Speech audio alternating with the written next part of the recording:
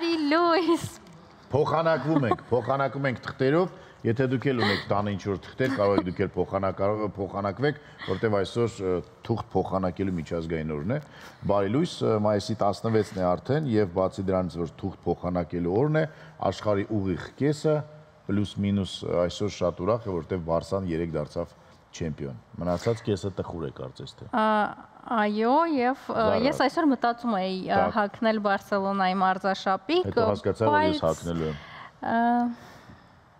Դե, հա։ Հասկացա, որ ես հագնելու եմ, դրա համար չհագար։ Ну, գույները նման են իսպանիոլի մարզաշապիկին։ Միջալից ես երեք մտածում եի, Զար, դու միշտ պաշտպանում ես նրանց, ովքեր ունեն դրա կարիքը։ Եվ պատկերացրու ինչ խիզախության մարդ պետք է լինի, որ օրինակ Բարսայում ապրի եւ չի երկրպագի Բարսեն, այլ երկրպագի Էսպանիոլին։ Դու պետք է Էսպանիոլի կողմից լինեիր։ Երեք եւ ընդմիշտ ինձ թվում է։ Դե չէ։ Չէ։ Դե որտեվ Բարսան մեծամասնությունն է, ես դու փոքրամասնության կողքին ես։ Լավ, այսքանը կարող է ինչ-որ բան Զարայի ուղեղում այս պահին կախեց, բայց անցնենք առաջ։ Հիշեցնենք, որ այսօր հայ ուսանողի օրն է, որովհետև այսօր մեր ԵՊՀ-ի սիրված Մայրբուհի ծննդյան տարեդարձն է։ Այո, եւ հայաստանաբնակ ուսանողների եւ երիտասարդների բախտը մի քիչ բերել է այն առումով, որ 2 տոն կա, մեկն էլ նոյեմբերի 17-ին է, բայց նոյեմբերի 17-ին է միջազգային է, այո, իսկ մենք նաեւ ունենք երկրորդ տոնը, բայց նկատել եք մարտի 8 ապրիլի 7-ն էլ է այդպես, այսինքն աշխարհում մի օր է, մենք նշում ենք 2 օր։ Հետո էլ չասեք հայի բախտ, որտեղ տեսնում եք պարբերաբար հայ կանանց բախտն է բերում, հայ ուսանողների բախտն է բերում, հայ տղամարդկանց բախտի մասին լռում ենք։ Ոչ, հայ տղամարդիկ էլ 2 օր ունեն։ Հələ։ Փետրվարի 28-ը, որը դե Կարմիր բանակի օրն է, բայց մեր իրական 23-ը, հա։ Ահա, так, օքեյ։ Փետրվարի 29-ը։ Եվ հունվարի 28-ը։ Բայց սովետական բանակի հետ շատ քիչեր արդեն կապ ունեն ինձ թվում։ Դե հա, բայց երբեմն որոշում են նշել։ Այդ օրն է գուլպա կարող եք ստանալ։ Համալսարանի թեման փակելով հիշեցնեմ, որ 1919 թվականի մայիսի 16-ին հենց որոշում ընդունվեց, որ պետք է Հայաստանում լինի պետական համալսարան եւ այդ օրվանից ի վեր Մայրբուհը գոյություն ունի եւ հուսանք, որ շուտով Մայրբուհը մեր նաև կդառնա աշխարհի լավագույն բուհերից մեկը, բայց միայն իմ ու Զարայի հուսալով չի, դրա համար պետք է քրտնաջան աշխատենք։ Այո, եւ ռեսուրսներ, բայց խոսենք նաև այն թեմայից, որը այս օրերին շատ հետաքրքրում է բոլորին, եղանակի տարօրինակությունների մասին։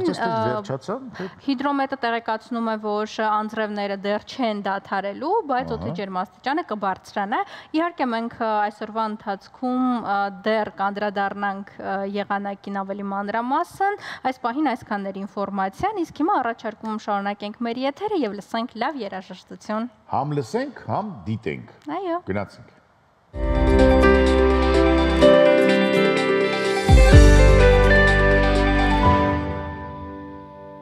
Արփի եւ Սևակ Ամրոյան եւ էլի շատ ու շատ հայտնի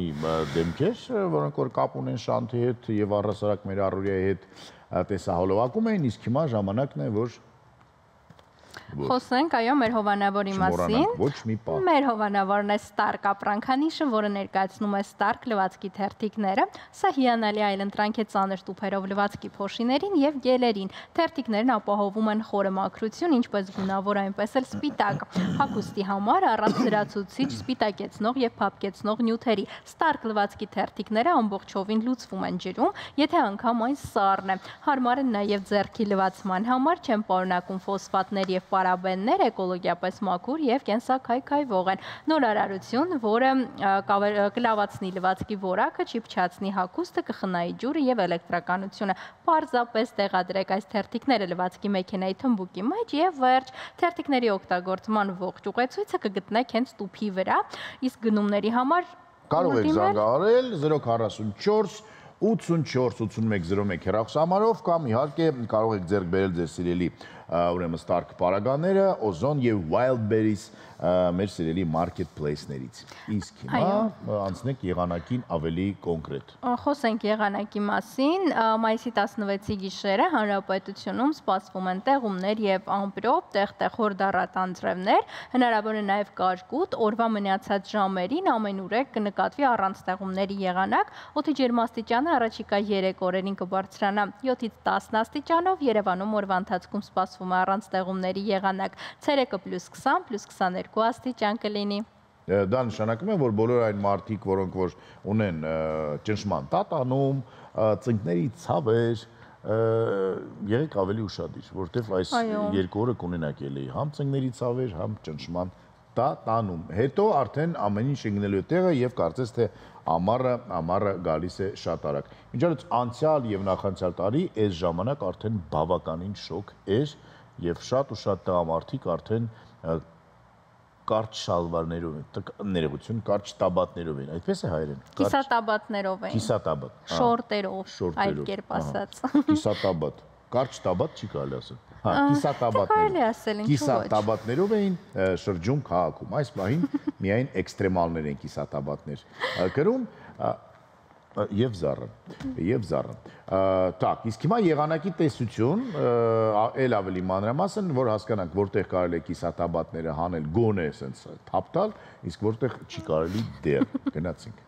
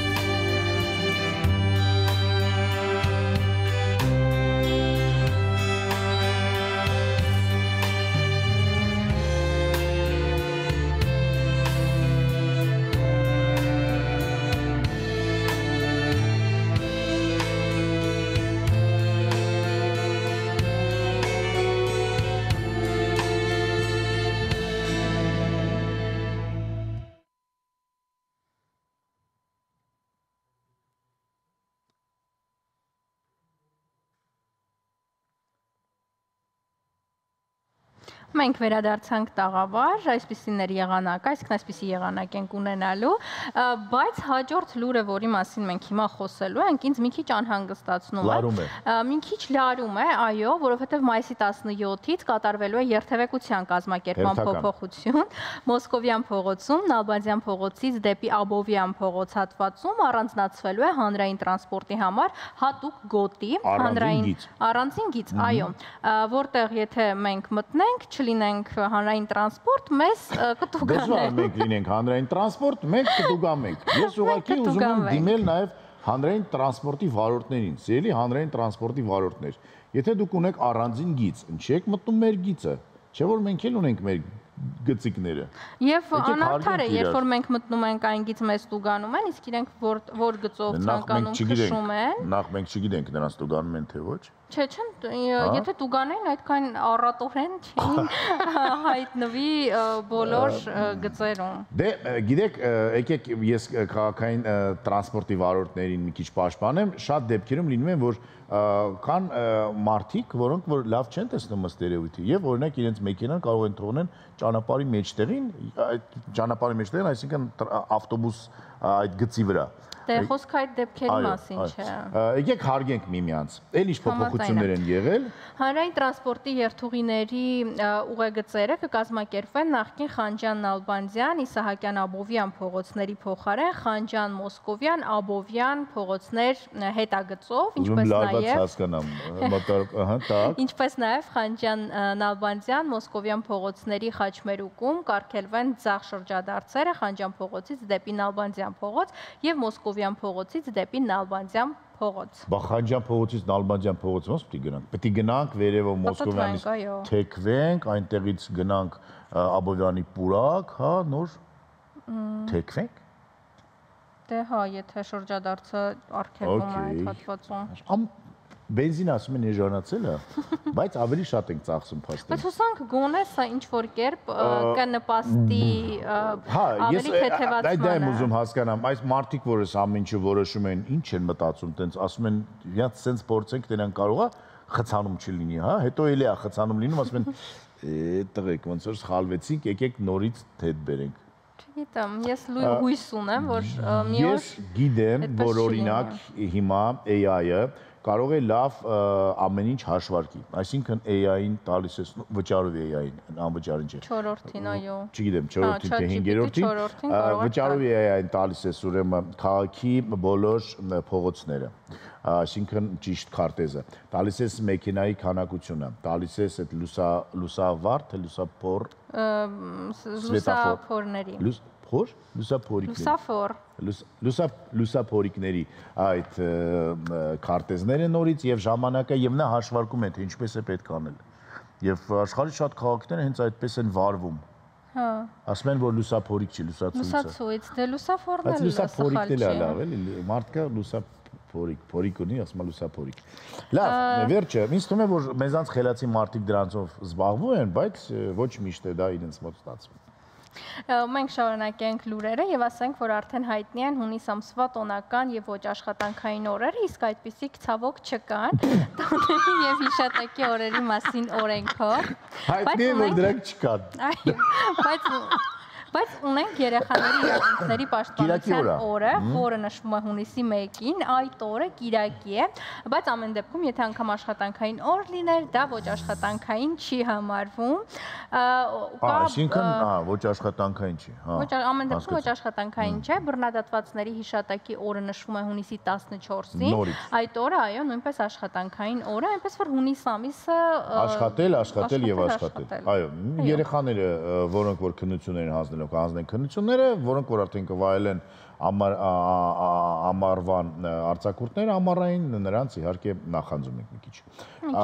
Так, իսկ այս պահին հիշենք մեր սիրելի ուրեմն հովանավորներից մեկին։ Իհարկե համաձայն եմ։ Ներկայացնում ենք Eurofurniture կահույքի արտադրամասը, ցանկացած բարդության կահույքի պատրաստում, բարձրորակ նյութերով եւ սեղմ ժամկետներում, լամինատ, MDF,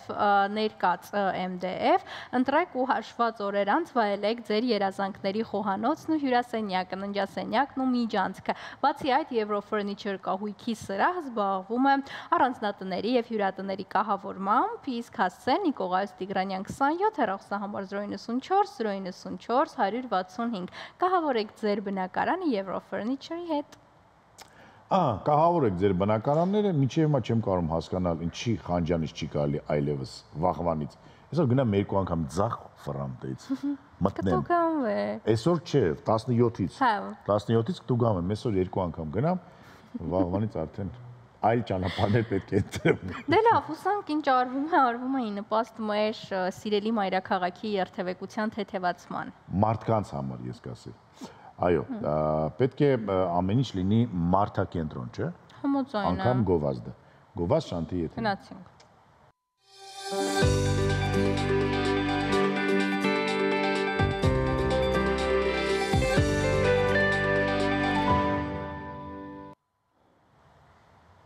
Վերադարձանք տաղավար, այո, վերադարձանք և հյուրընկալել ենք մեր հյուրերին ու քանի որ թանգարանների միջազգային օրն է մոտենում, մենք բացահայտում ենք այն հետաքրքիր թանգարանային խորագրերը, որոնց կարող եք անվճար ներկա լինել վաղը և ողջ օրվա ընթացքում առավոտյան ժամը 11-ից մինչև 24:00-ն վաղը բաց են լինելու Մեծամոր արգելոց թանգարանի դռները, Զվարթնոցում հետաքրքիր միջոցառումներ են նախատեսված, մանրամասները մեր հյուրերը կպատմեն, մեր տաղավարում են են Նարենի Կողոսյանը, հուշարձանների պահպանության ծառայության մարքեթինգի եւ զարգացման ծրագրերի բաժնի պետ եւ Արշալույս Մեժլումյանը, կրթական ծրագրերի պատասխանատու։ Բարի լույս։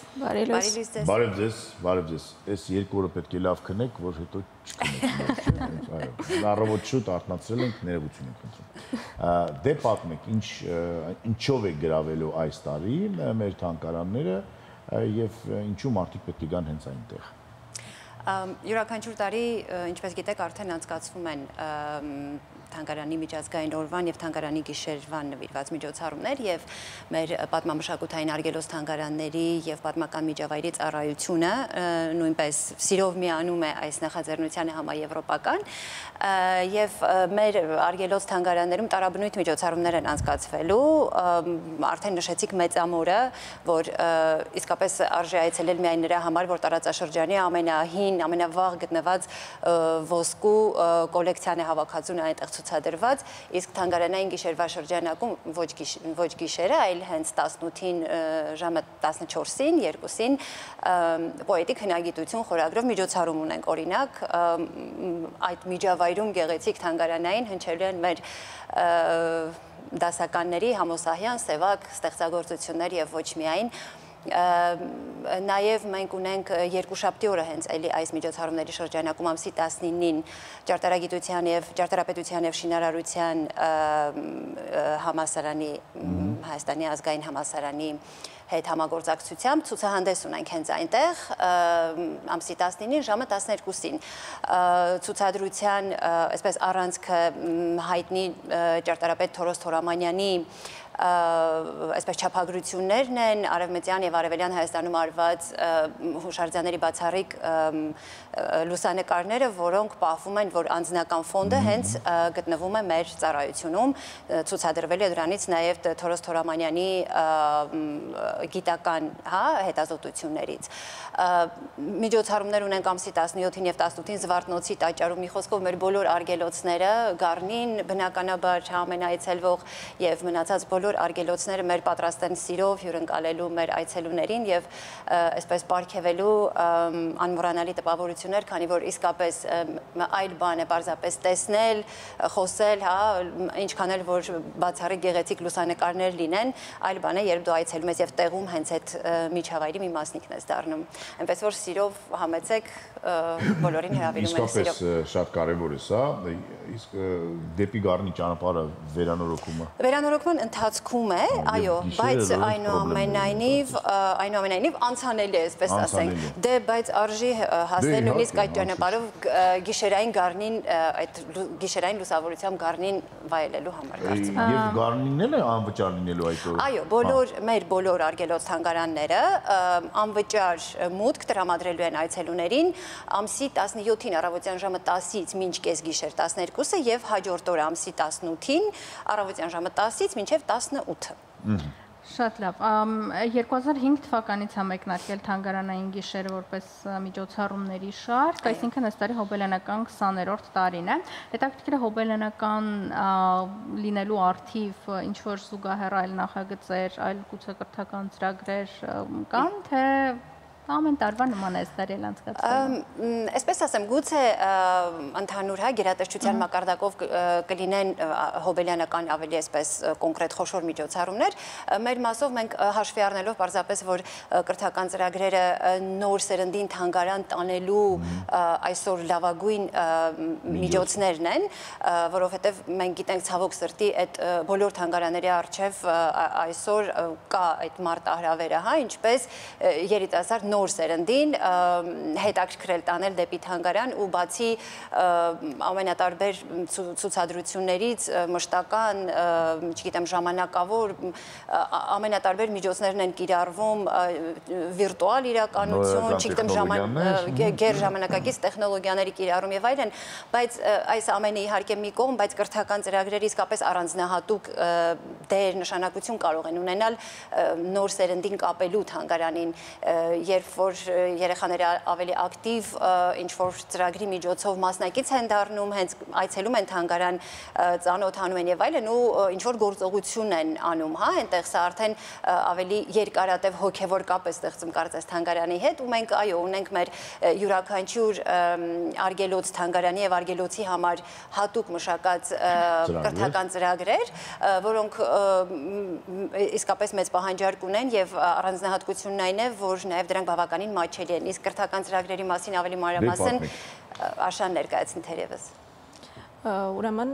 կրթական ծրագրեր ունենք նախատեսված տարբեր տարիքային խմբերի համար, սկսած 6 տարեկանից մինչև ավագ դպրոց ու դրանք փորձել ենք ստեղծել այնպես, որ նախատեսված լինեն իրենց հարմար տարիքային խմբերին համապատասխան։ Ուրեմն Զվարթնոցի տաճար պատմամշակութային արգելոց թանգարանում ունենք «Արի վերականգնենք Զվարթնոցը» կրթական ծրագիրը, որի ժամանակ երեխաները սյուների միջոցով, կավի միջոցով պատրաստում են կաղապարների սյուների միջոցով կավե կաղապարներ են պատրաստում, որոնք բավականին գեղեցիկ պատկեր են տալիս Զվարթնոցի նախկինում առկա տեսքի մասին։ Բացի այդ, ունենք հնարավորություն, որ երեխաները գունազարդում են սյուները, ինչը էլի իրենց կապը ամեն դեպքում պահում է։ Մյուս արգելոցներում, օրինակ Մեծամոր պատմահնագիտական արգելոց թանգարանում ունենք բազմաթիվ հետաքրքիր կրթական ծրագրեր։ Առաջին կրթական ծրագիրը կարող եմ առանձնացնել Մեծամորի հեքիաթն է կանչում, այն նախատեսված է 6 տարեկանից սկսած երեխաների համար։ Ուրեմն այն իր մեջ ներառում է հիմնականում ներկայացում, որի ժամանակ ծանոթանում են Մեծամոր քաղաքին, որը ունի 4000 տարվա պատմություն։ Նշեմ նաև ունենք բառ եւ խաղ կրթական ծրագիրը, որը ըստ երևույթին խաչ բառ է, իրենից ներկայացնում, էքսկուրսիա են անցնում երեխաները, որից հետո լուծում են խաչ բառներ, տարբեր տարիքային խմբերի համար նախատեսված։ Եվ ամենակարևորը Արի խաղանք հնագիտություն կրթական ծրագիրը Մեծամորի, որ շատ երեխաները մասնակցում են։ Այո, արհեստական պեղումների, այսինքն Մեծամոր թանգարանինքից մենք ունենք հենց հսկա պեղավայր, այդ պեղավայրից առանձնացված է առանձին արհեստական պեղավայր եւ երեխաները այցելելով անվտանգ, իհարկե, այցելելով անցնում են նախ էքսկուրսիա, բնականաբար ծանոթանում են եւ հին բնակավայրին եւ Մեծամորի թանգարանին եւ այնուհետեւ հնարավորություն են ունենում իրենց ձեռքերով, փոքրիկ ձեռքերով պեղել, այո, իրենք հողը փորում են, գտնում են սափորներ, ինչ-որ կտորներ, այո, ինչ-որ գտնում են, տանում են իրենց հետ իդեպ։ Իսկ ծրագիրը միշտ կա, թե եղանակային պայմաններից, հիմա արդեն 1 ամիս է ինչ մեկնարկել է եւ բավականին շատ խմբեր մարզերից մասնավորապես շատ այսպես հետաքրքրված են ու մեծ ողջավորությամբ են երեխաները մասնակցում հատկապես այդ ծրագրին, որովհետեւ իրենց համար նաեւ նորություն է, հա, իրենք կարդացել են, որ կարելի է հողը պեղել, ինչ որ բաներ գտնել եւ այլն ու գնում են իրենց ձեռքերով դա անում են։ Ամենափոքրիկներին կարելի է չասել, որ սա հատուկ վայր է, թող գնան եւ հավատան, որ հեքիաթները իրական են։ Հա, հենց այդպես էլ ներկայացվում է։ Ես ուրիշ բան եմ հասկանայի, Մեծամորում չէ որ մեր տարածաշրջանում ամենահին վայրն է, որտեղ որ սկսել են մետաղներ մշակել։ Այդ առումով ինչ որ բան կա ավելի մեծերի համար, որ գան այդտեղ, չգիտեմ, պղինց, ոսկի արծաթ, ну ոսկի արծաթ մի քիչ դժվար է, բայց պղինց, երկաթ։ Արի խաղանք հնագիտությունը հենց իր մեջ ներառում է, երեխաները գալիս են ու կարողանում են կաղապարների մեջ պղինձ լցնելով կարողանում են պատրաստել տարբեր առարկաներ, դաշույն են պատրաստում, կան այնտեղ ապարանջաններ եւ դրանք հետո դրանք մշակում են ու տեսնում են թե մի փոքր չափով ինչ տեսք են ունեցել հնում։ Մեծահասակների համար առայժմ չունենք, կարծես թե թիրախավորված են դպրոցականները, որովհետև ի սկզբանե դա է ոնց որ գերնպատակը, որ այդ տարիքից հա կրթել, բերել այն միջավայր, թանգարանային միջավայր, որը իսկապես բացառիկ միջավայր է աշխարհաճանաչողության, էսթետիկայի իմաստով, հա, նաև տեղեկատվության, այսինքն ամբողջ մարդկության այսպես համաշխարհային մշակութային մտածողության մի ամբողջ բան է, պատկեր է, համակարգ է տալիս եւ այսպես դաստիարակելով կարծում եմ կհասնենք եւ կարեւորը մոռացանք մեր նոր մեկնարկած կրթական ծրագրի մասին, որ կուզեինք ներկայացնել, Աշակուցե ասես ամրոցի պաշտպանների մասին։ Նաեւ ունենք ամրոցի պաշտպանները կրթական ծրագիրը, որը մեկնարկել ենք վերջերս եւ նախատեսում ենք այն իրականացնել մեր արգելոց թանգարաններից մեկում, Բերդ պատմամշակութային արգելոց թանգարանում։ այն իրենից ներկայացնում է Մանրակերտ, որի վրա կան ամրոցներ ու երեխաները զբաղվում են ամրոցների պաշտպանությամբ, այնտեղ տարբեր փորձություններ անցնելով, հաղթահարելով գնում են առաջ ու փորձում են պաշտպանել իրենց ամրոցը։ Խաղի մեջ նաև մտնում է հարցերի, ինտելեկտուալ հարցերի պատասխանելը։ Դա համակարգ չէ խաղը թե։ Ոչ, Մանրակերտի միջոցով է դա, ինքը խաղ է, Մանրակերտը կա, ամրոցներ են վրան, ամբողջը պատրաստված է։ Այո, այս սեղանի չափով, պատկերացրեք, ինքը մանրակերտ է ու ամբողջական լանդշաֆտով, հա, երկու ծայրերին ամրոցներ են սարքված ու ամբողջը մեր փոքրիկ աշխատակիցների ձեռքերով է պատրաստված այդ մանրակերտը, այո, եւ փոքրիկ զինվորների ամբողջությամբ լանդշաֆտ է, նույնիսկ գետ, կամուրջներ եւ այլն շատ պատկերավոր է ու երեխաների համար շատ տպավորիչ ու գրավիչ է ու իրենք հարցերին պատասխանելով երկու հակառակ թիմերով գալիս են, նույնիսկ ճակատամարտում են, չգիտեմ, զինվորներ են կորցնում, պաշտպանում են ամրոցում, շատ հետաքրքիր է։ Ես անդադ մտածում ինչի մասին։ Հիմա նայեք, ԿԳՄՍ նախարարությունը ըստ երևույթի պետք է մտածի նրա մասին, որ չէ որ մենք անդադ ասում ենք, որ Հայաստանը դա թանգարան է բաց երկնքի տակ։ Մենք ունենք պատմություն առարկա, մենք ունենք այլ առարկաները, որոնք որ կապված են մեր երկրի հետ, եւ չէ որ շատ ավելի լավ կներ, որ երեխաները դուրս գան իրենց դպրոցից, գան օրինակ 1 օր, չգիտեմ 5 ժամ, 6 ժամ անցկացնեն մեծամորում եւ այդ օրը անցնեն պատմության դասերը։ Ոչ թե 1 ժամով կամ 45 րոպեով դպրոցից բերեն, տանեն, մտածեն երեխան սոված է, սոված չի։ Այսինքն այդպիսի կազմակերպեն, այդպիսի, չգիտեմ, ինչպես դա կարելի ասել, սեսիաներ։ Համագործակցություն։ Այո, սեսիաներ, որ թող օրինակ 1 շաբաթվա պատմության դասերը 1 օրում մեծամորում երեխաները անցնեն, հետո հանձնեն փոքրիկ քննություն եւ հասկանանք, որ այդ պատմության դասերը մենք արդեն անցել ենք։ Մյուս օրը կգնան, չգիտեմ, Խոսրովի անտառ եւ այնտեղ կսկսեն մտածել կամ ինչ որ բաներ անել բույսերի, ծառերի եւ կենդանների հետ կապված։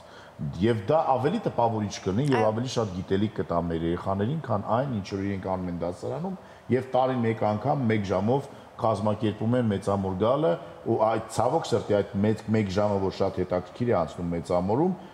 կա մինչև 3 ժամ տառապանքներ եւ եւս 3 ժամ դրանից հետո տառապանքներ հավաքել, նստացնել ավտոբուս, բերել, կորավ, չկորավ, վազեց եւ այլն։ Իսկ որ ամեն ինչ ավելի լավ կազմակերպած ուներ անգամ սնունդի կետերով եւ այլն, սա շատ կարեւոր բան է եւ նես չի որ ես եմ դա մոգոնե կամ հորինե, ամբողջ աշխարհում դա կիրառվում է։ Եվ հետո մենք ասում ենք, որ մեր սերունդը չի սիրում պատմություն, չգիտի սա, չգիտի, որտեվ հետաքրքիր չեն դասավանդում։ Երբ որ հետաքրքիր լինի այդ ամենը, ինձ թվում է ավելի ճիշտ կլինի։ Ըստ էության, կոնկրետ մեր մասով կարող եմ ասել, մենք պատրաստ ենք համագործակցության, այո, եւ գործում են նաեւ աբոնեմենտային համակարգ, գիտեք, որ երեխաները կարող են անվճար գալ, անցկացնել ժամանակ, այսինքն ավելի շատ կարծում եմ նախաձեռնողականության հարց է, այսպես, նաեւ դպրոցների կողմից, հա։ Եվ ոչ թե դա լինի շաբաթ կամ կիրակի, որ ինչ որ մի ծնող ասում են, գնում ենք քաղաքից դուրս, մեզ հարմար չի, այ դա լինի, չգիտեմ, 5 շաբթի օրը, որ այդ մարդիկ գիտեն, որ այդ օրը 5 ժամ ունեն պատմության դաս մեծամորում։ Կարծում եմ լավ առաջարկ է ու դպրոցական մտնում է կրթական իրենց ծրագրի մեջ։ Զարա, ինչ կասես։ Հա, իհարկե լավ միտք է, եթե հատկապես ընդունող կողմը, այսպես ասած, պատրաստ է։ Իսկ ընդունող կողմը պատրաստ է։ Որևէ խոչընդոտ, այո, չի կարող լինել այստեղ պարզապես մենք միայն ուրախ ենք ու մենք մեր կողմից անում ենք ամեն հնարավորը իսկապես երեխաներին բերելու, ավելի երկար պահելու թանգարաններ, իհարկե շատ այսպես իդեալական տեսլական է, եթե հետևենք համաշխարհային փորձին, միջազգային այսպես արդեն կայացած փորձին եւ շատ ավելի ինտերակտիվ ծրագրեր անցկացնենք թանգարանում, բայց գիտեք ցավոք մեր թանգարանների վիճակը ու դե դրա համար պետք է սկսի այդ գործընթացը։ Բայց այնուամենայնիվ ունեցածով էլ կարելի է անել, կարծում եմ շատ ավելին Եթե վերադառնանք թանգարանային գիշերին, այս տարի հետաքրքիր խորագիր ունի այն առումով, որ թանգարանների ապագան արագ փոփոխվող համայնքներում այ հետաքրքիր է միջազգային փորձին ինչ-որ առումով հետևում է, կոնկրետ եթե ձեր մասով խոսենք, նույն մենք խոսեցինք արդեն արհեստական բանականության մասն ավելի ինտերակտիվ դարձնելու մասին, այլ միջազգային փորձ կա, որին հետևում եք, որ ավելի, չգիտեմ, ամեն ինչ լինի ինտերակտիվ, իհարկե կրթական ծրագրերը կան ու կան, բայց այլ կերպ, որ ամեն դեպքում ժամանակակից երեխային կամ չեմ ժամանակակից տուրիստին, որովհետև տուրիստին հիմա շատ դժվար է զարմացնելը, որ ավելի հետաքրքիր լինի։ Ու եւ եթե խոսենք զբոսաշրջիկների այցելությունից, մեկ եք ուզեմ անդրադառնանք, որքանով են այցելությունները։ եկեք սկսեմ վերջից, այցելությունների իմաստով մենք չենք դժգոհում, որովհետև հաշվի առնելով, որ առհասարակ տուրիստների այցելությունը այս տարի բավականին նվազել է, տարբեր օբյեկտիվ եւ սուբյեկտիվ հանգամանքներից ելնելով, մեր պատմամշակութային արգելոց թանգարանները եւ արգելոցները գրեթե պահել են նախորդ տարիների այցելության մակարդակը կոնկրետ թվերով, այսպես չեմ կարող հրապարակել, բայց տոկոսային հարաբերակցությամբ գրեթե նույնն է, ինչը որ շատ ուրախացնում է իհարկե մեզ։ Անդրադառնալով այս տարվա խորագրին, թանգարանների ապագան արագ փոփոխվող համայնքներում։ Տեսեք, թանգարանները վաղուց դադարել են արդեն լինել պարզապես մշակութային արժեքների պահոցներ եւ դրանք շատ ավելի այսպես լայն ու բազմաշերտ դեր են հիմա կրում, այդ թվում նաեւ համայնքի զարգացման իմաստով, հա, համայնքների սոցիալ-մշակութային քաղաքականության եւ այլն։ Այո, եւ այս իմաստով մենք էլ փորձում ենք հետեւել միջազգային փորձին, հենց օրինակ Աշան նշեց, որ մեր նոր կրթական ծրագիրի ամրոցների պաշտպանները մենք այսպես անցկացնելով Բերդ համայնքում սահմանամերձ բնակավայր, որը 12-ից ավել համայնքներ ունի շուրջը հավաքված եւ այնտեղից հասնել մայրաքաղաք, ինչ որ օգտվել այս հնարավորություններից շատ ավելի դժվար է։ Իսկ տեղում դա կազմակերպել իհարկե շատ ավելի արդյունավետ է եւ այդ երեխաների կրթամշակութային ժամանցը ապահովելու եւ նաեւ համայնքի զարգացման իմաստով։ Այսինքն այս մասով մենք իհարկե հաշվի ենք առնում համաշխարհային փորձը եւ փորձում ենք հետեւել որքանով որ հնարավոր է մեր հնարավորությունները որքանով որ թույլ են տալիս նաեւ այս իմաստով ի նպաստ համայնքի հա ծառայեցնել նաեւ մեր թանգարանները եւ եթե հասնենք մի օր այն մակարդակի որ ինքնաֆինանսավորմամբ ինքնաբավարար միջոցներ ունենանք զարգացնելու կառավարելու մեր թանգարանները եւ արգելոց թանգարանները կարծում եմ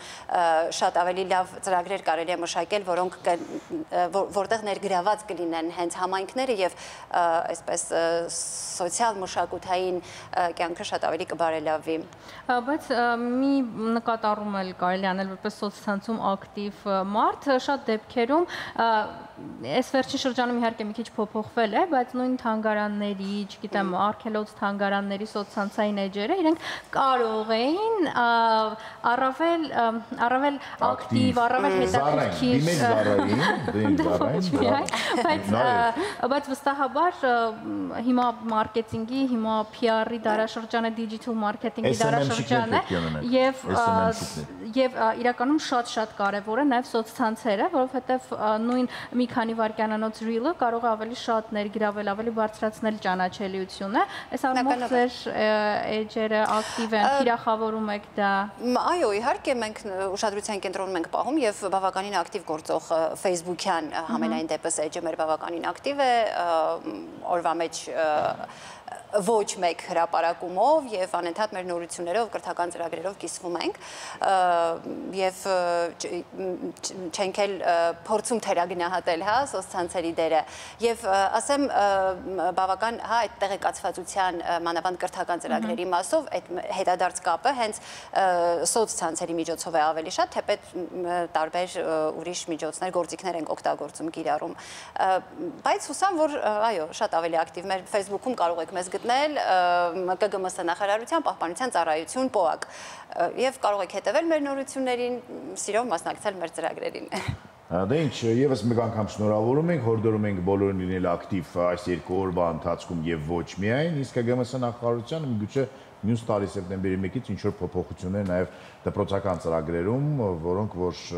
ել կավելացնեն թե հաճախորդների թիվը մեր թանգարանում, թե հետաքրքրությունը, թե նաեւ ուսման որակը, որովհետեւ դա է ամենակարևորը, ոչ թե գնահատականները եւ ինչ որ անհասկանալի արհեստական միջոցառումները, որոնք որ անում են դպրոցի ներսում եւ շատ դեպքում ցավոք սրտի չեն հասնում։ Օրինակ հիմա տրվում է էսե գրել, ես որպես ժուրֆակ լրագրության ֆակուլտետ ավարտած մարդ զարմանում թե ինչպես կարող են երեխաներին տալ օրինակ էսեներ գրել, եթե գրականության հայոց լեզվի դասերը ավելի այլ կերպ կարելի է անցկացնել։ Եթե վերջում եթե ժամանակ ունենք պարզապես ես կուզեի ավելացնել ուղղակի որ մեր ծառայության գործառույթները չեն սահմանափակվում միայն կրթական ավանդական ծրագրերով եւ նաեւ շատ խոշոր միջոցառումներ ենք տարվա ընթացքում նախատեսում եւ իրականացնում եւ կուզեի դրանցից մի քանիսը պարզապես նշել, ասենք Զվարթնոցում ենք նախատեսում ենք հնձանների փառատոն այս տարի, որը իր տեսակի մեջ առաջինն է լինելու, այնտեղ նախկինում գործող հնձանները վերականգնվել են եւ մենք ամբողջ այդ ընթացքը գինեգործության այդ փառատոնի ընթացքում պատրաստվում ենք ցուցադրել, հա, խաղողի հավաքումից, տրորումից, չգիտեմ, պահպանումից մինչև այդ ավանդական հա ծեսերը եւ այլն Գառնիում ունենք բավականին հետաքրքիր ծրագրեր ներդրվել է արդեն 3D մոդելավորմամբ այնտեղ էկրան է տեղադրվել, գիտեք, արքունական բաղնիքը հայտնի եւ որը որ չի գործում իհարկե բնականաբար, բայց երկար պատմելու փոխարեն արդեն եւ զբոսաշրջիկները եւ մեր հասարակությունը հնարավորություն կունենա այցելել, դիտել այդ 2 րոպեանոց տեսահոլովակը 3D մոդելավորմամբ եւ հասկանալ ինչպես է գործել։ Նաեւ VR ակնոցներ ենք պատրաստում, որ երեխաները գան հայտնվել առաջին դարում, կարծես ժամանակի մեքենայի նման եւ այսպես լիքը ծրագրեր ունենք մի խոսքով, ժամանակը չի հերիքի որ ներկայացնենք։ Գովազդը հարվածում է մեր սրտերին, կամ ներսից, կամ դրսից։ Գովազդ շանթիեթերի։ Նացինք։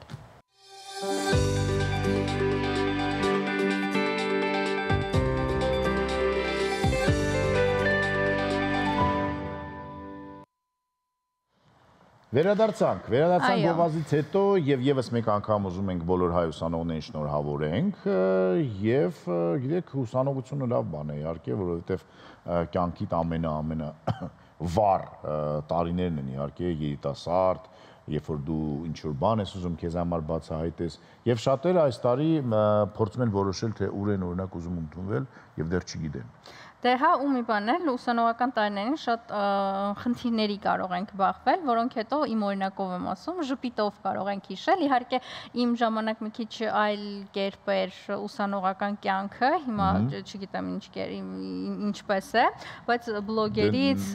կոնտենտից նայելով 1966 թվականն ես ավարտել Լոմոնոսովի անվան։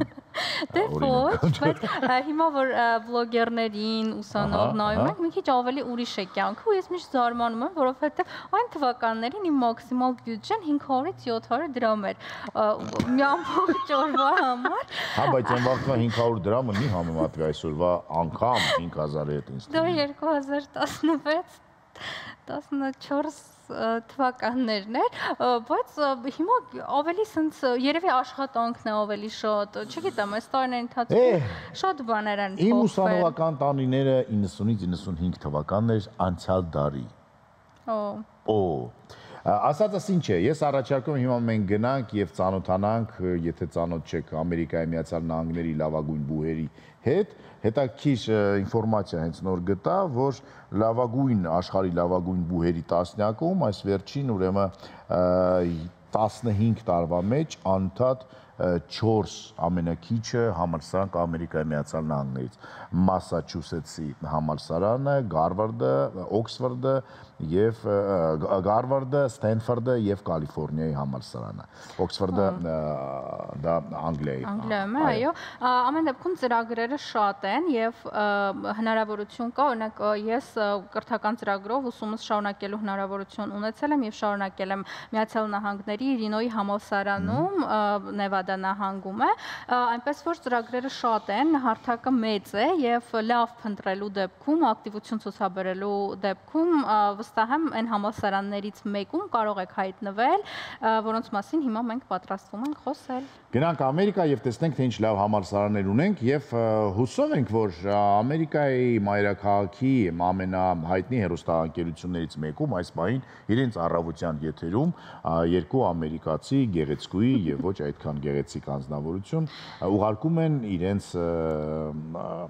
հեռուստադիտողներին Հայաստանի համալսարաններ, ինչպես որ մենք հիմա ուղարկում ենք մերոնց Ամերիկայի համալսարաններ։ Այո։ Գոնե զուգահեռ տիեզերքում դա այդպես է։ Գնացինք Ամերիկայի Միացյալ Նահանգներ։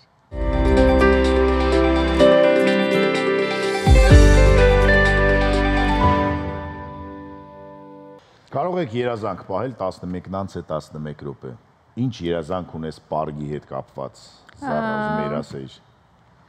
Պարգի հետ կապված չունեմ երազանք, ուղղակի ուզում եի շնորհավորել նրան եւ բոլորիս։ Դա երազանք չէ։ Ուղղակի շնորհավորենք եւ մաղթենք նրան, որ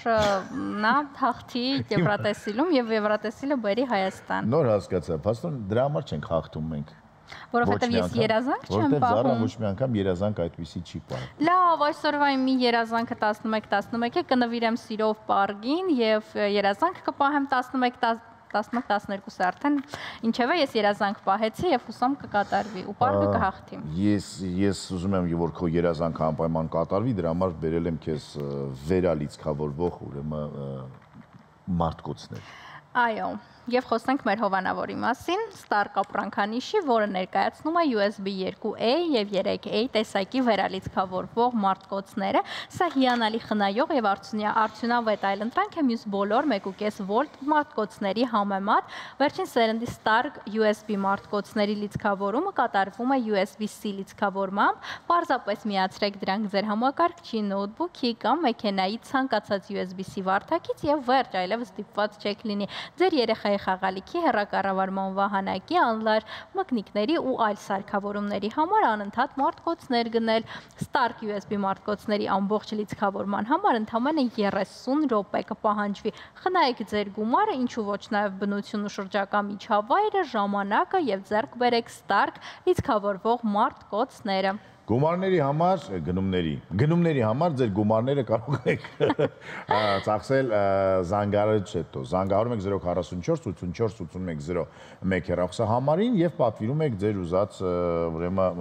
մարտկոցները, կամ էլ կարողանում եք պատվիրել այն դրանք Ozon եւ Wildberries marketplace-ներից։ Այո, եւ ձեր կյանք ներմուծեք այնպիսի բաներ, որոնք երկար օգտագործվող են եւ թափոններից մենք մի քիչ ավելի կխուսափենք մի քիչ, այս պարագայում ոչ թե մի քիչ, այլ բավականին, որովհետև 6 տարի այս մարտկոցները կարող են ձեզ ծառայել, ինչպես կասեր Մեսրոպ Մաշտոցը, վերեի и правдой։ Այդպեսի բան է ասել Մաշտոցը։ Այո, ասել է ու գնացել է քնելու։ Так, հիմա ինչ իսկ մենք հիմա գնում ենք դիտենք գովազդ, վերադառնանք եւ կհասցնենք հյուրընկալել մեր հյուրերին ու շարունակելու ենք թանգարանային գիշերների թեման։ Գնացինք գովազդ։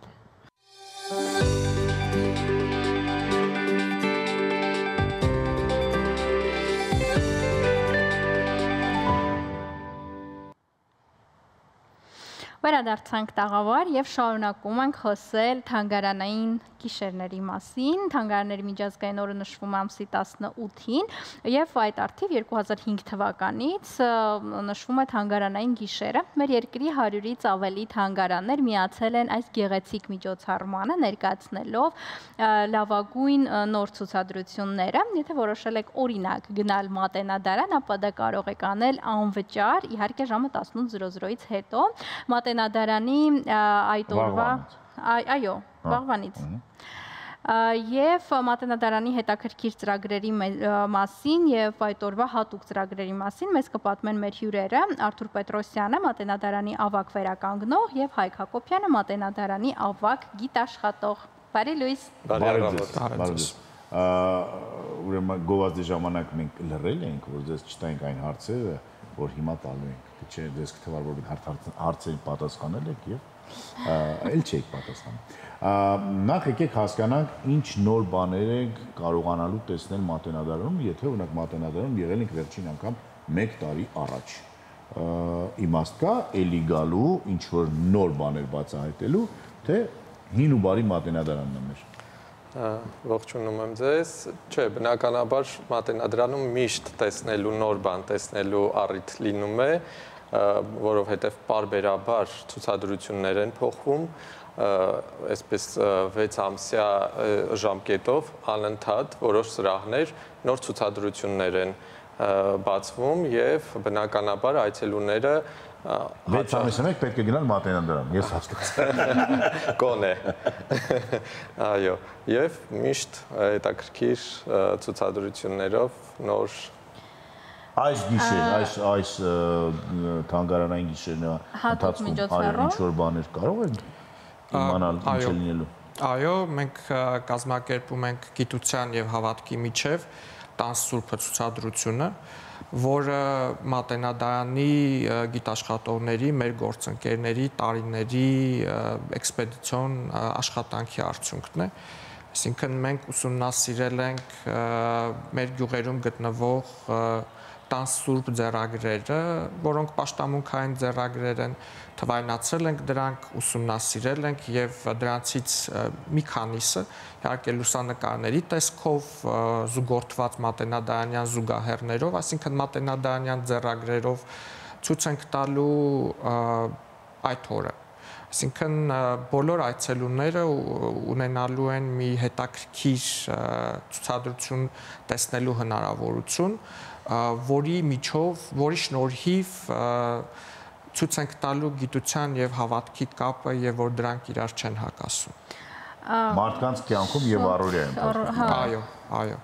Այսօրվա շրջանակներում առիթ եղավ խոսելու թանգարանները ավելի ինտերակտիվ դարձնելու մասին, այ Մատենադարանի դեպքում դա որքանով է իրատեսական եւ որքանով է դա կիրառվում։ Մատենադարանի պարագայում մեր բոլոր ցուցադրությունները, որոնք մենք անում ենք առնվազն վերջի 2 տարում, ուղեկցվում են նաև տեսանյութերով, ուղեկցվում են պատկերային եւ լուսային այնպիսի լուծումներով, որը հնարավորություն է տալիս եւ նաև սենյակի սրահի լուսավորության, որը հնարավորություն է տալիս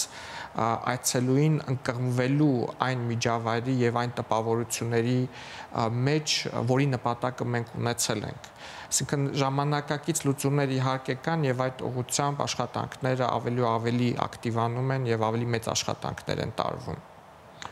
Եվ իրականում մենք շատ դեպքերում տեսնում ենք մատյանները, բայց հնարավորություն չունենք, որովհետեւ հպվելու նրանց, որովհետեւ նրանք փխրուն են եւ այլն, իսկ այդ վիդեոյի եւ ինչ որ բացատրությունների շնորհիվ կարողանում ենք հասկանալ, տեսնել։ Ես հարց ունեմ ձեզ, Հայկ, որպես վերականգնող Արտուր ներողություն։ Ինչի վրա եք, ինչ եք հիմա վերականգնում, ինչի վրա եք աշխատում եւ ինչքան ժամանակ է process-ը տևում։ Այ կոնկրետ հիմա այս պահին։ Շատ լավ, այս պահին մի քանի ձեռագրերի հետ եմ աշխատում զուգահեռ, որոնցից կցանկանայի նշել մեծ Վանիճ Առընտիրը, որը մեր մեծածավալ մեծ ձեռագրերից մեկն է հանդիսանում, Մատենադարանում պահվող 20 կիլոգրամ է քշռում եւ ստեղծվել է 1401 թվականին, այդ ձեռագրի վրա արդեն շուրջ 3 տարուց ավել է աշխատում եմ, վերականգնման ընթացքը տևել է 3 տարուց ավել։ Եվ արդեն ավարտը երևում է, թե արդեն ավարտը։ Այս տարի կարծում եմ եւ հուսով եմ, որ կվերջացնեմ, այո։ Ինչպես եք աշխատում, օգտագործելով միջնադարյան տեխնոլոգիաները, այդ բնական ներկերը, թե արդեն այսօր օգտագործում ենք բացառապես այն նյութերը, որոնք ամբողջ աշխարհում ընդունված են վերականգնման, ձեռագիր մատյանների առհասարակ ձեռագիր թղթե հիմքով նյութերի վերականգնման մեջ, բնականաբար օգտագործում ենք մաքսիմալ բնական նյութեր եւ վերականգնումը այսպիսի մի առանձնահատկություն ունի կարեւոր, որ պետք է ունենա դարձելիություն։ Այսինքն այն ինչ որ դու անում ես վերականգնման ընթացքում, որևէ մի ժամանակ, եթե դրա կարիքը լինի, դու առանց ձեռագիրը վնասելու կարող ես այո հետ բերել։ Որ ունենաս այն ձեռագիրը, որը որ եղել էր նախնական։ Եթե դրա կարիքը կա, բնականաբար մենք այնպիսի նյութերով ենք աշխատում, որ հուսով եմ անգամ այո 50-100 տարի հետո դրանք նորից հանելու կարիք չի լինի։ Եթե խոսենք ձեր մասնագիտության շրջանակներում արհեստական բանականության մասին, այ որքանով է դա կիրառվում է թե ոչ, որպես օգնող գործիք բնականաբար եւ փորձառություն եղել է արդեն օգտվել արհեստական բանականությունից։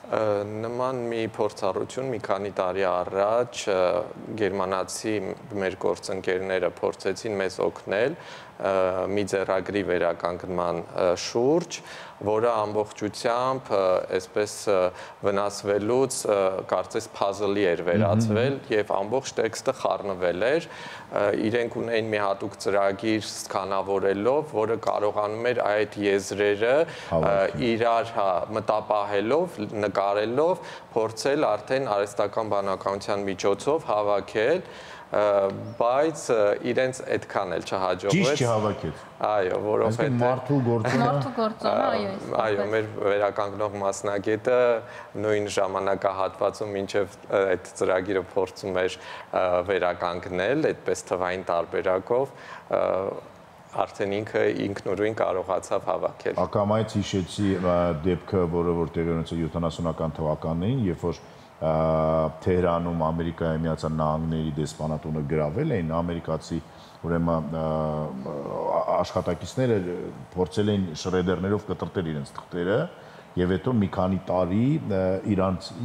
իրանաբնակ երեխաները հավաքել են այդ կտորներով, պատկերացնում ես, այդ բոլոր դոկումենտները հավաքել են, որ նույն գործողությունը։ Այո, մոտորապես նույն տեխնոլոգիայով էլ այդ ծրագիրն էր աշխատում, ուղղակի ծրագրի վնասվածությունը այնքան մեծ էր եւ այնքան տարբեր էին այդ պատառոտված եւ հաշվի պետք է առնել նաեւ գիրը, որ հայերեն էր, որը ծանոթ չէր ծրագրի այդ ծրագրին, այո, եւ դա էլ հավելյալ բարդություն էր ստեղծում։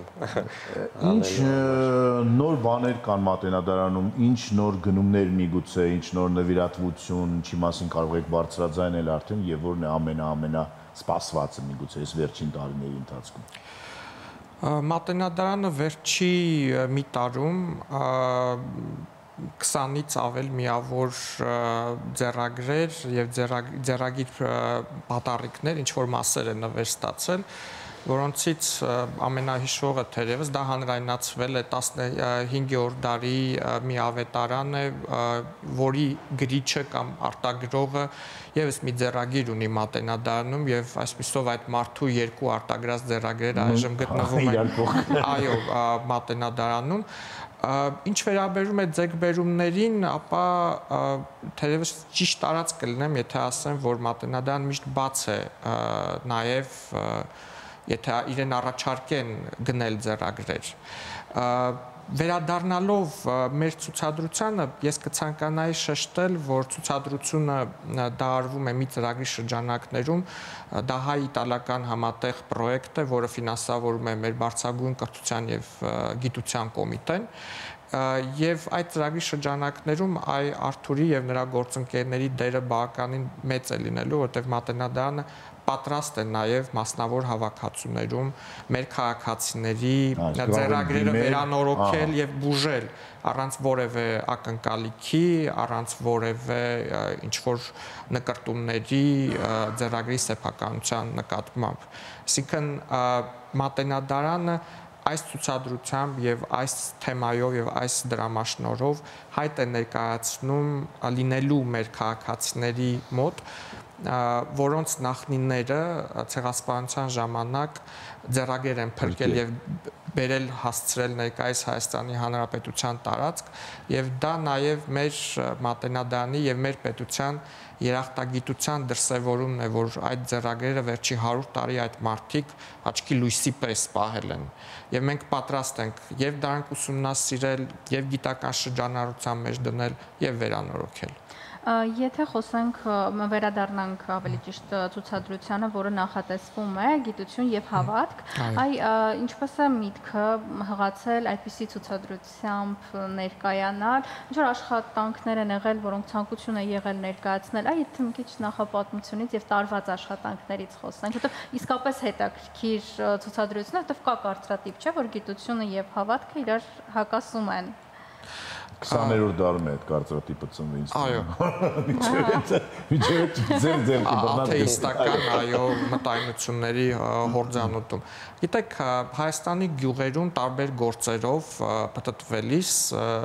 ես եւ իմ գործընկերները նկատեցինք, որ կան պաշտամունքային ձեռագրեր, որոնք տարբեր ֆունկցիաներ ունեն, տարբեր բուժումներ են անում, տարբեր ուխտագնացություններ, օրեր ունեն, մարդիկ են այցելում եւ հղացավ մի միտք, որ այդ ձեռագրերը պետք է առնվազն ունենան թվային անմահություն, որտեղ եղել են նաև տարբեր այլ ձեռագրեր, որոնք գողացվել են եւ նրանց տեղը այդ տներից անհայտ է, չգիտենք ուր են, եւ այդ անմահությունը ապահովելու համար թվային անմահությունը, եւ որտեղ դա մասնավոր սեփականություն է, բայց դա նաև մեր ժողովրդինն է, իր մշակութային եւ գիտական իմաստով։ Մենք սկսեցինք այդ գործը մոտավոր 2019 թվականից Եվ թվայնացրել ենք ու ուսումնասիրել մոտավոր 50 ձեռագիր, որոնց թվագրումը 11-րդ դարի Մագաղաթյա ավետարանից մինչև 1856 թիվը արտագրված 11-րդ դարի սեփականության տանը այո, եւ ըստ էության մենք կա 5 հնագույն ձեռագրեր, մենք գտել ենք 6-րդը այդ ձեռագրերի թվում։ Այս առումով դա այդ ձեռագրերը գիտությանը հետաքրում է զուտ գիտական առումով, բայց մենք ունենք ոչ նյութական մշակույթի մի հատ մեծ շերտ, դա այդ պաշտամունքն է, դա պատուհան է դեպի միջնադար, որտեղ մենք կարող ենք տեսնել մարդուն իր հավատքով, իր հույզերով, իր ակնկալիքներով եւ սակրալի ու մարդու շփումը։ Եվ այդ ձեռագրերի պաշտամունքը եւ առհասարակ տան սուրբ սրբավայրերի պաշտամունքը դա օրինակ իմ տպավորությամբ Լենին-Ստալինյան տերորի ժամանակ, երբ որ պաշտոնական եկեղեցին գրեթե արգելված էր, դա ժողովրդին հավատքի հետ կապող այն միակ պորտալարն էր, որի դրսևորումը գնալով մարում է եւ հրամայական է նաեւ այդ ոչ նյութական մշակույթի շերտը ուսումնասիրելը եւ գրանցելը։ Եվ ես նոր մտածեցի այս ընթացքում, որ փաստորեն սա եւս մեկ գիծ է մեր ունիկալության, մեր ազգի, որովհետեւ ի տարբերություն մեր հարևան ուղեփառ քրիստոնյաների, մենք ունենք սրբապատկերներ եւ կարծես թե այդ սրբապատկերները մեզ չեն բուժե, չեն օգնե, բայց ունեցել ենք գրգիրք, որին որ վստահել ենք, հավատացել ենք, որը որ բուժել է, որը որ գուշակել է եւ այլն եւ այլն։ Այսինքն այդպիսի բան մեր ազգում եղել է միշտ եւ շատ կարեւոր է, որ մատերիալարանը բարձրաձայնում է եւ ցուցադրում է այդ ամենը։ Շատ կարեւոր մաս, երբ որ գնում ես եվրոպական տարբեր երկրներ, այնտեղի թանգարաններում նաեւ քարտեզներն են, հին, միջնադարյան եւ այլն, եւ մատենադարանն է կարող է բարձրանալ, որտեղ մենք ունենք հրաշալի հավաքածու քարտեզների։ Ինչ նոր քարտեզներ ունենք եւ ինչ նոր բացահայտումներ։ Եվ միջալոց շատ եվրոպական երկրներում բացահայտումներ են անում իրենց քարտեզների մեջ Հայաստանի հետ կապված։ Իմ հիշելով որևէ նոր քարտեզային ուսումնասիրություններ հրատարակված դեռ չկան, բայց որտեղ ես շփվում եմ իմ գործընկերների հետ, ես գիտեմ, որ շուտով լույս կտեսնի մի հոդված, որը նվիրված է լինելու հայկական օրացույցին եւ քարտեզագրությանը, եւ այնտեղ կարծում եմ նորույթներ մեզ սպասում են։ Այ քարտեզը եւ քարտեզագրությունը ոչ միայն թղթի տեսքով են կարեւոր, այլև կարեւոր են այդ ձեռագրերի միգրացիայի եւ նաեւ մասունքների միգրացիայի առումով։ Այսինքն այս թեմայով հնարավոր է գծել մեր ժողովրդի տեղաշարժերի քարտեզը սկսած 17-րդ դարից, որովհետեւ օրինակ Երեմիա Քյոմուրճյանի քարտեզում մենք ունենք սրբավայրերի անուններ նկարած, գրած, որտեղ կան օրինակ սրբավայրեր, օրինակ Կարմիր ավետարան։ Այսինքն նույնիսկ մեր ժողովուրդը դեռ 17-րդ դարից, նույնիսկ 16-րդ դարից է սկսել տարբեր եկեղեցիներ կոչել ավետարանների անունով։ Եվ մարդիկ գնում են այդ եկեղեցի, որտեղ այնտեղ կար հենց այդ ավետարանը, որը վստահաբար ըստ իրենց եւ ըստ իրենց հավատքի ուներ ինչ բուժիչ եւ հրաշագործ հատկանիշներ։ Եթե խոսենք ապագա ծրագրերի հետ կապված, ամենամոտ ծրագիրը որն է։ Կլինի կրթական, կլինի ցուցադրության տեսքով, գիտական գուցե, հա։ Թերևս ճիշտ կլինի, եթե ասեմ, որ Մատենադարանը նախորդ տարի նախաձեռնել է համահայկական գիտաժողով կոչված մի երևույթը, երբ որ աշխարհի բոլոր ծագերից հայագետները հավաքվում են, եւ նախորդ տարի այդ գիտաժողովը նշանավորվեց մի կարևորագույն ձեռքբերմամբ, երբ որ հայկական աշխարհասփյուռ ձեռագրապահոցների ղեկավարները, դա Մխիթարյան միաբանություն է Վիեննայում եւ Սուրբ Ղազարում, Երուսաղեմը եւ Մատենադարանը կնքեցին մի հուշագիր, որը հնարավորություն է տալիս թվայնացնելու փոխադարձ գիտական փոխանակումների, այսինքն հայ գիտնականի, հայաստանցի գիտնականի համար բացում է այդ ձեռագրապահոցները ուսումնասիրելու անսահման հնարավորություններ։ Եվ այդ գիտաժողովը այս տարի նույնպես պետք է կրկնվի եւ կրելու է շարունակական բնույթ։ Շատ լավ, շնորհակալություն։ Դե ինչ, Մատենադարանը իսկապես այնպիսի վայր է, որ անդադ կարելի է գնալ եւ բացահայտել, ես համոզված եմ, որ գոյություն չունի մի մարդ, որ կարող է օրինակ գնալ Մատենադարան, ամեն ինչ դիտել, տեսնել, շոշափել այն ինչ կարելի է շոշափել, հիշի եւ ասի ես օրինակ կես տարի հաստատ չունեմ գնալու այնտեղ, որովհետեւ անվերջ կարելի է ման գալ, գտնել ինչ-որ բաներ, կանգնել ինչ-որ մի բանի մեջ, բացահայտել նոր գույներ, նոր բառեր, նոր պատմություններ եւ երեք մեր բարեկամների հետ, որոնք որ արտերկրից եկել էին, զրուցում ենք դրա մասին եւ փաստորեն կարծես թե բոլոր լեզուներով Վիկիպեդիան որ բացահայտում ես եւ փորձում ես գտնել այն վայրը, որ առաջին հերթին պետք է գնաս Հայաստանում, հենց առաջին տեղում համարյա գրեթե բոլոր լեզուներում հենց Մատենադարանն է եւ սա շատ կարեւոր է եւ խոսում եմ մեր ազգի մասին։ Շնորհակալություն, ձեր տոնը շնորհավոր եւ չմոռանանք, որ այդտեղ Մեսրոպ Մաշտոցի ուրեմն Բողոտայի ամենասկզբում կա մի վայր, որտեղ որ 24/7-ի վրա մարդիկ աշխատում են, ապրելով ներկայում, կերտում են ապագան, հապվելով անցյալի հետ։ Եվ սա իսկապես շատ կարևոր է։ Զարաթելն ես ոնց եմ պատրաստես։ Այո, հիացած եմ ուղղակի։ Ցայտուն բաներ եմ ասում։ Զորմոնալի էր այդ բառի օգտագործումը։ Ցայտուն, սեթրակին շնորհակալություն սեթրակին։ Իսկ մենք հիշեցնենք, որ մեր տաղավարում էր այո Արթուր Պետրոսյանը, Մատենադարանի ավագ վերականգնող եւ Հայկ Հակոբյանը, Մատենադարանի ավագ գիտաշխատող։ Դե վաղը 18:00-ից հետո կարող եք անվճար սկզբունքով այո այցելել Մատենադարան։ Անպայման այցելեք, գնացեք բալիկների հետ, ձեր հյուրերին տարեք այնտեղ, որտեղ իսոհես այնտեղ կա այն ամենը, ինչի պակասում ենք շատ ունենք։ Գովաստ շանթեթել։ Գովաստ։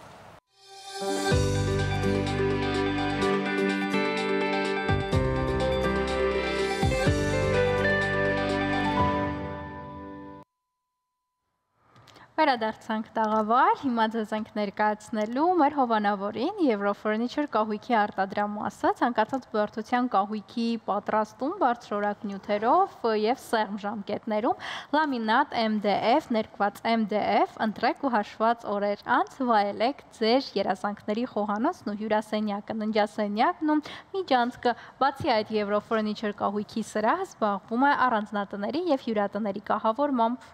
Հասցեն Նիկողայոս Տիգրանյան 27, հեռախոսահամար 094 094 165։ Կահավորեք ձեր բնակարանները, օֆիսները, տաղավարները Eurofurniture-ի հետ միասին։ Այո, իսկ այս պահին պտտվում ենք աշխարհի շուրջ եւ գնալու ենք աշխարհի ոչ։ Հենց այստեղ նստած գնալու ենք աշխարհի ձեռակերտ հրաշքներից եւս մեկը բացահայտելու։ Դե ինչ գնանք։ Գնում ենք Ֆրանսիա եւ այնտեղ կբացահայտենք մի մոգական կախարդական վայր, որը գտնվում է Կղզիում։ Կղզիում թե Կղզի վրա հայրեն։ Կղզի վրա, երևի։ Կղզիում։ Ինչևէ, գնում ենք Մոնսեն Միշել, Սուրբ Միքայելի Լեր, Կղզի ամրոցի այդ հատվածն ենք բացահայտելու։ Հրաշք վայր է, իսկապես, եւ ասեմ, որ շատերը Ֆրանսիայում գիտեն Լուվրը, չգիտեմ, Փարիզ են ասում, հետո ասում են, չգիտեմ, օրինակ գնում ենք Օրլեան եւ այլն, բայց այս վայրում տարեկան մոտավորապես 2 միլիոն մարդ այցելու կա։ Իսկ ամռան ամիսներին 600,000, պատկերացնում ես։ Միայն այս վայր են այցելում։ Այդքան զբոսաշրջիկներ։ Հիմա նրանց թիվը էլ ավելի կշատանա։ Գնացինք։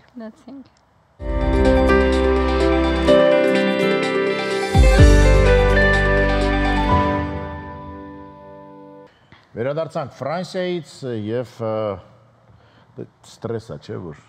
շատ արագ վերադառնում ես։ Այո, եւ պետք է մի անգամից աշխարհի շուրջ պտտվելուց հետո մտածել առողջության մասին։ Այո, ապրիլ առողջ խորագիրը ազնվամորին ծաղկում է մայիս-հունիս ամիսներին, այսինքն այս շրջանում, պտղաբերում հուլիս-օգոստոս ամիսներին, պտուղը բաղկացած է բազմաթիվ մանր կորիս պտուղներից, հայտնի է հնագույն ժամանակներից, կան հիշատակություններ, որ բույսի մասին իմացել են առասպելական Տրոայում եւ այդ բույսը մինչեւ մեր օրեր ամենասիրելիներից մեկն է։ Այսօր պատմելու ենք ազնվամորու մասին։ Ազնվամալինան, այո։ Եվրոպայում ազնվամորին հայտնվել է 16-րդ դարում, իսկ Ռուսաստանում 17-րդ դարում աստղագուշակները համարում են, որ ազնվամորին կարող է մարդուն պարգևել սիրելու ունակություն։ Իհարկե ես կնախընտրեի հիմա ուտել ազնվամորի, քան խոսել այսքան ազնվամորի, քան հետո սիրել։ Միրը Եվրոպայում հայտնվել է 16-րդ դարում, ինչ է, բա միջև է տուրեր։ Երևի գնել ինչ որտեղից բերել են։ Տրոյան Ասիայում, Ասիայի սկիզբն է։ Ասիայից բերել են Եվրոպա։ Լավ, գնանք եւ ուսումնասիրենք ազնվամորու պատմությունը եւ հասկանանք, թե ինչով է նա նաեւ առողջարար, ոչ միայն համեղ, այլ նաեւ առողջարար։ Այ հիմա քեզ թեյ ազնվամորու մուրաբայով կփրկեր։ Համաձայն եմ։ Մնացեք մեզ հետ։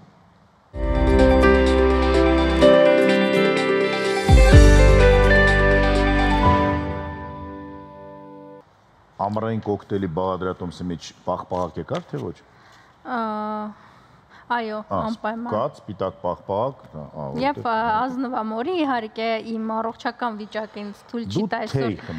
Դու թեյ խմիր ազնվամորու մուրաբայով, ես խմեմ կոկտեյլ։ Ինչ խմեք դուք, ընտրեք դուք, որովհետև մենք ապրում ենք ազատ անկախ երկրում, որտեղ որ յուրաքանչյուր մարդ ունի ընտրելու ազատ իրավունք։ Ազատ իրավունք։ Մենք ձեզ համար ընտրել ենք արդեն երաժշտական տեսահոլովակ, մեր այսօրվա վերջին տեսահոլովակը եւ ձեզ ասում ենք լավ հանգստյան օրեր։ Այո, լավ օր բոլորիդ։ Կհանդիպենք արդեն երկուշաբթի եւ կարծես թե եղանակը կլինի ամառային։ Հուսանք։ Ցե։